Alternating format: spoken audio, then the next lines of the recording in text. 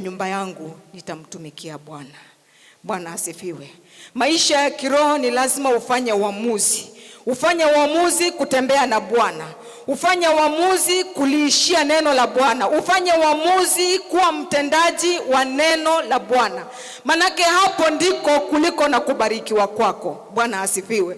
Ufanye uamuzi kuwa available ndio Mungu aweze kukuhudumia. Bwana asifiwe. Wakati wa ibada fanya uamuzi, usikae kwa nyumba, fanya uamuzi kwamba nitakuwa kwa ibada kwa sababu ninataka kitu kipya kifanyike katika maisha yangu. Unataka kuongezeka kiroho, ni lazima ukuwe available. Mungu ameandaa mtumishi wake na ni lazima ukuwe available ndio Mungu aweze kukuhudumia kupitia kwa Roho wake Mtakatifu. Tunashukuru Mungu kwa mafundisho ambao tunafundishwa mahali hapa. Wale ambao wamekuwa consistent, tunaona mabadiliko ndani ya maisha yao. Na si ati wao ndio special. Mungu ana mtu special. Mtu yule special kwa Mungu ni yule anatii neno lake. Bwana asifiwe. Kwa hivyo ukitaka kuwa special, ukitaka kuwa rafiki wa Mungu kama Ibrahimu, Biblia inasema Abrahamu alikuwa rafiki wa Mungu. Lakini rudi nyuma uangalie, huo urafiki ulitoka wapi? Urafiki ulitoka katika kutii Mungu, kutii sauti ya Mungu, hata wakati hakuwa na sababu ya kutii. Bwana asifiwe. Wakati aliambiwa chukua mtoto wako uende kwa milima fulani nitakao kuambia ukamtoe sadaka, mtoto wako Isaka, Ibrahimu alitii. Na ujue alikuwa anajua Mungu amemwambia kwamba kizazi chako kitabarikiwa kupitia kwa Isaka. Lakini hakuquestion Mungu eti kwa nini unaniambia nikamtoe sadaka ya kuteketezwa?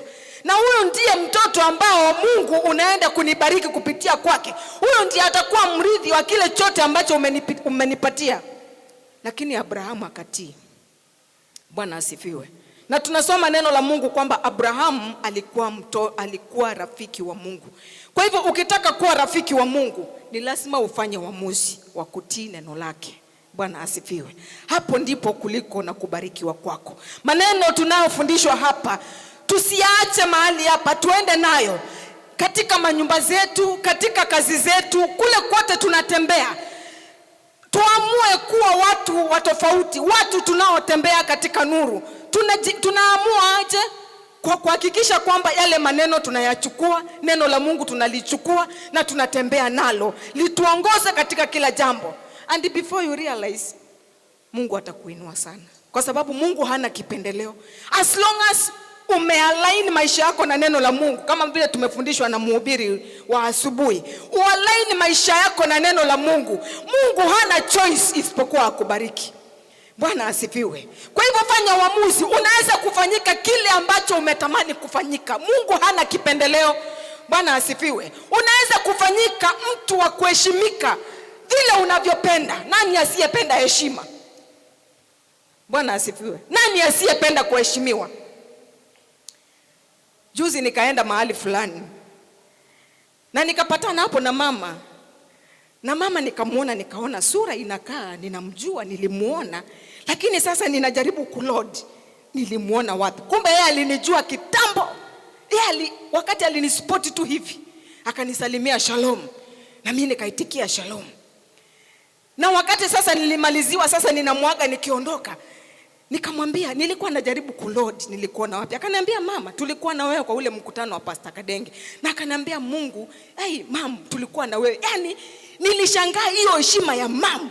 Na mimi si mama, huyu ni mshirika wa Bishop Lai, huyu ni mshirika wa huko, lakini ananiambia mama tulikuwa na huko. Yani nikasikia kuheshimika, na mimi sikuwa najua nitapata. Kwa hivyo ninasema hivi, nikisema nini, nani asiyependa kuheshimika? Nilisikia vizuri akiniita mama na hiyo heshima. Nilisikia vizuri. Kwa hivyo hata wewe inaweza fanyika. Usione watu wanakuchukua tu casual. Simama na Mungu, simama na neno lake, na hayo yote umetamani Mungu anaenda kuyasawazisha katika maisha yangu. Mungu awabariki sana. Tusimame kwa miguu yetu niweze kumleta mtumishi wa Mungu.